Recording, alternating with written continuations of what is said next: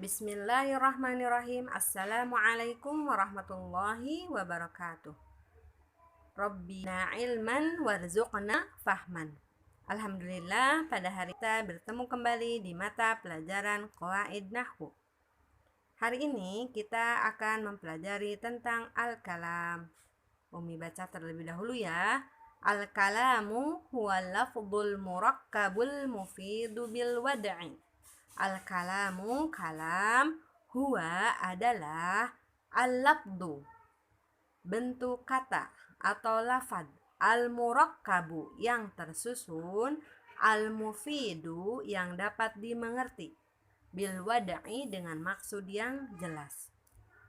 Nah, jadi akhwat, apabila ada susunan kalimat dalam bahasa Arab yang bisa dipahami artinya, maka itu disebut kalam. Lafad yang dimaksud di sini adalah ucapan yang terdiri dari huruf hijaiyah, ya, misalnya kitabun, ustadzun. Nah, apabila tidak terdiri dari huruf hijaiyah, misalkan terdiri dari huruf bahasa Indonesia, maka itu tidak disebut lafad. Misalkan suara apa gitu. Suara genderang, suara kucing, misalkan, nah itu tidak disebut lafad karena tidak terdiri dari huruf hijaiyah, ya. Dan yang dimaksud dengan murakkab adalah disebut kalam apabila tersusun minimal dari dua kata, ya. Misalkan jaa Muhammadun, Muhammad telah datang, atau Muhammad telah duduk. Nah, bila terdiri dari hanya satu kata, maka tidak bisa disebut murakkab. Artinya, tidak terpenuhi atau tidak memenuhi syarat-syarat disebut kalam, ya. Nah, bisa dilihat dan dipahami contoh yang ada di buku paketnya. Jadi, akhwat, kalam itu adalah kalimat dalam bahasa Indonesia. Jadi, kalau dalam bahasa Arab disebutnya kalam, kalau dalam bahasa Indonesia disebutnya kalimat, ya. Contohnya misalkan ini buku. Nah, itu dalam bahasa Indonesia disebutnya kalimat. Tapi kalau dalam bahasa Arab disebutnya kalam. Hadza kitabun, ya. Ada artinya itu buku. Contoh yang lain, lihat di buku. Jaa Muhammadun, Muhammad telah datang. Nah, walaupun terdiri dari dua kata, apabila tidak bisa dipahami, masih ada pertanyaan lagi, itu tidak disebut kalam. Contohnya, Al-Kitabul Ahmaru, kitab yang merah itu. Nah, ini belum sempurna, ya. Apakah yang merah itu bagus, apa kurang bagus gitu, ya. Contoh yang lain, in qoma Mahmudun, jika Muhammad berdiri. Nah, jadi masih ada pertanyaan yang harus melengkapi kalimat tersebut.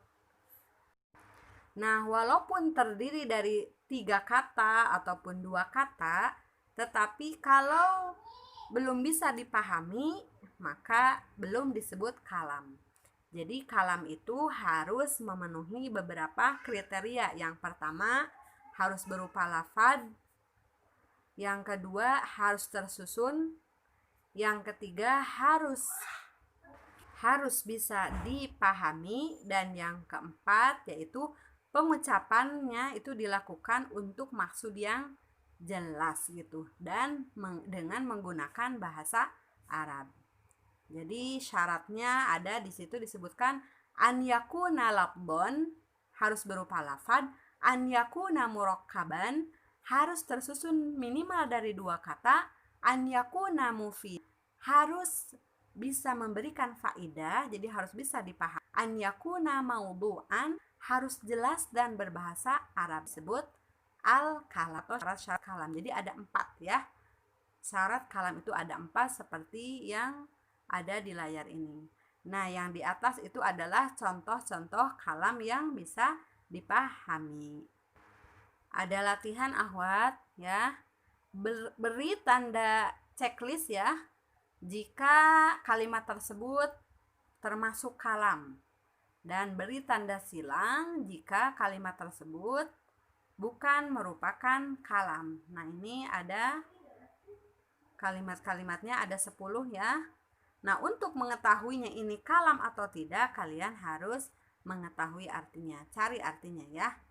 Nah, kemudian latihan yang kedua ini sebutkan uzkur arba'ah. Jadi sebutkan 4 min syurutil kalam yang tadi ada di materi. Sebutkan 4 syarat-syarat kalam ya. An yakuna apa? An yakuna apa? An yakuna apa? An yakuna apa? Tulis di buku tulis ya latihannya. Boleh bertanya di grup apabila ada yang belum paham. Untuk hari ini dicukupkan sekian. Subhanaka Allahumma wa bihamdika asyhadu an la ilaha illa anta astaghfiruka wa atubu ilaik. Wassalamualaikum warahmatullahi wabarakatuh.